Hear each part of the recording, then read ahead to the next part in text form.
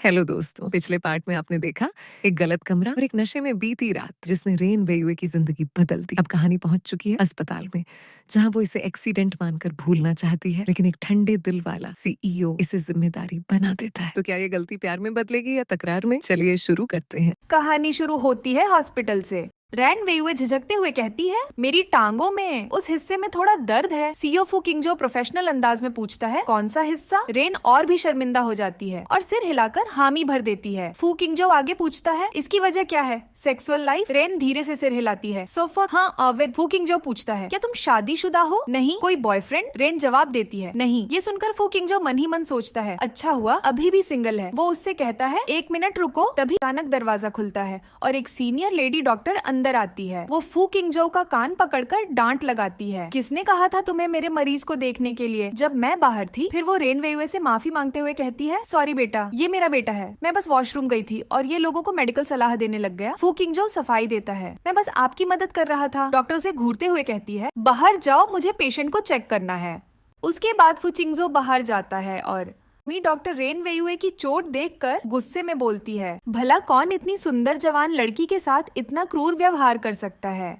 फू किंगजो झेपते हुए कहता है, मॉम, यहाँ कोई और भी है। लेकिन डॉक्टर रुकती नहीं। वो रेन से कहती है, किस तरह का आदमी है ये? सिर्फ अपनी खुशी देखी, ये तक नहीं पता कि उसकी गर्लफ्रेंड घायल है। ऐसे आदमी से जल्दी ब्रेकअप कर लो। रेन घबरा कर पूछती है, डॉक्टर, मुझे कोई बड़ी बीमारी तो नहीं है ना? डॉक्टर रिपोर्ट देखकर कहती है, नहीं, बस थोड़ी सूजन है, कुछ दवाइयाँ और मरहम लगा लो। फिर चेतावनी देती है, कम से कम 1 हफ्ते तक कोई सेक्सुअल एक्टिविटी नहीं, वरना इन्फेक्शन बढ़ सकता है। रेन शर्माते हुए कहती है, ठीक है डॉक्टर, धन्यवाद, और वहाँ से चली जाती है। माँ का गुस्सा पल्स बेटे की फटती हालत डॉक्टर बड़बड़ाती है, इतनी सीधी सादी लड़की अगर मेरी बेटी होती तो उस आदमी को जान से मार देती। फू किंगजो तुरंत बोलता है, मॉम, मुझे याद आया, मुझे जरूरी काम है, मैं जा रहा हूँ। माँ उसे रोकते हुए कहती है, अरे रुको, मैं तुम्हें सर्जरी डिपार्टमेंट की डॉक्टर हान से मिलवाना चाहती थी। खूबसूरत है, काबिल है और सबसे जरूरी सिंगल है। फू किंगजो जल्दी से बोलता है, बाद में देखेंगे, और निकल जाता है। पीछे माँ बड़बड़ाती रह जाती है, इस लड़के को आखिर पसंद कौन है? असली टकराव अस्पताल के बाहर जैसे ही रेन वेयुए निकलती है, फू किंगजो अचानक उसका हाथ पकड़कर खींच लेता है। रेन चिल्ला उठती है, मुझे छोड़ो छोड़ो।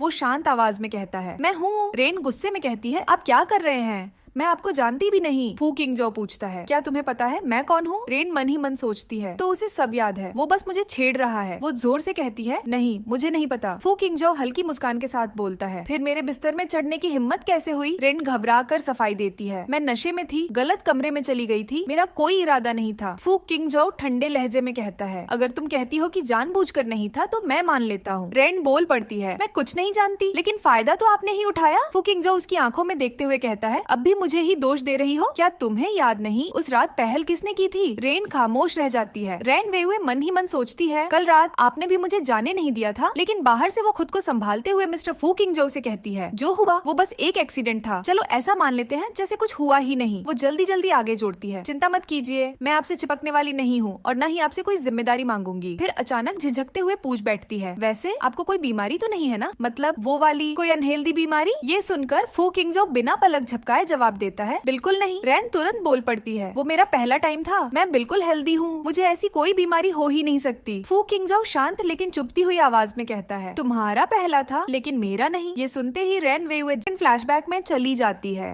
वो मन ही मन सोचती है, इतना हैंडसम फिगर, बिल्कुल मेल मॉडल जैसा, eight pack abs, perfect body, ये आदमी तो ऐसा लगता है जिसके आसपास हमेशा लड़कियां रहती हों। उसके चेहरे पर उलझन और जलन दोनों साफ दिखने लगती हैं। फू किंगजो हल्की हैरानी के साथ पूछता है, मैं ऐसा लगता हूँ? कहाँ से? रेन वेयुए बस चुपचाप सिर हिला देती है। फू किंगजो आगे पूछता है, तो मैं अलग दिखता हूँ? रेन झेपते हुए जवाब देती है, आप बहुत एक्सपीरियंस्ड लगते हैं। ये सुनते ही फू किंगजो हल्की मुस्कान के साथ कहता है, अगर मेरी टेक्निक की तारीफ करनी है, गलत फहमी थी लेकिन नुकसान तो मुझे ज्यादा हुआ। लॉजिक के हिसाब से तुम्हें मेरी जिम्मेदारी लेनी चाहिए। रेन चौंक कर बोल उठती है, आपको नुकसान हुआ? ये पहली बार सुना है कि कोई आदमी कह रहा हो कि उसे घाटा हुआ है। फू किंगजो ठंडे लेकिन चुभते लहजे में कहता है, अगर तुम गलत कमरे में न जाती और मेरे बिस्तर में न आती तो मैं अपनी वर्जिनिटी नहीं खोता। अब सोचो मुझे कैसे कंपनसेट करोगी? रेन वेयुए घबरा कर पूछती है, तो आप चाहते क्या है, मैं आपकी जिम्मेदारी कैसे लूं? फू चिंगजो जवाब देता है, वो तुम्हारे ऊपर है, तुम मेरे लिए क्या कर सकती हो? रेन झिझकते हुए कहती है, मेरे पास पैसे नहीं है। फू किंगजो ठंडे मजाक के साथ बोलता है, तो फिर अपनी जिंदगी दे दो। रेन चौंक जाती है, मेरी जिंदगी? फू किंगजो तुरंत पलटकर कहता है, तुम्हारी जिंदगी बहुत कीमती है, मैं तुम्हारी जिंदगी लेकर क्या करूंगा? रेन और ज्यादा घबरा जाती है,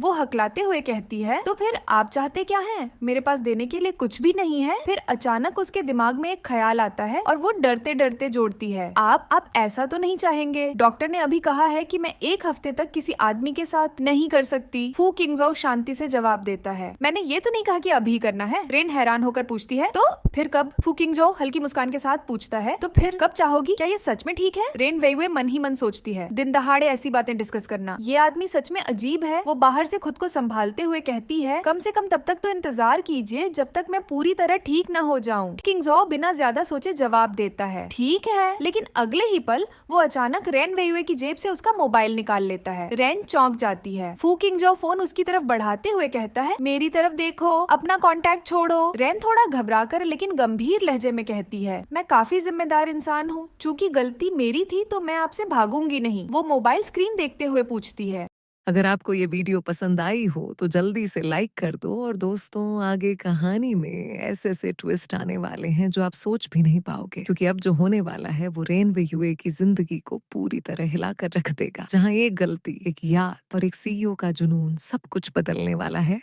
और कमेंट में बताना मत भूलना कि कहानी का कौन सा सीन आपको सबसे ज्यादा अच्छा लगा। और हाँ, ऐसी ही रोमांटिक और रहस्यमय कहानियां देखने के लिए प्रिया एक्सप्लेन चैनल को सब्सक्राइब जरूर कर लो। कहानी के अगले पार्ट में जो होने वाला है वह आप मिस ना कर पाओ, क्योंकि अब शुरू होगी असली लव बनाम डेस्टिनी की जंग।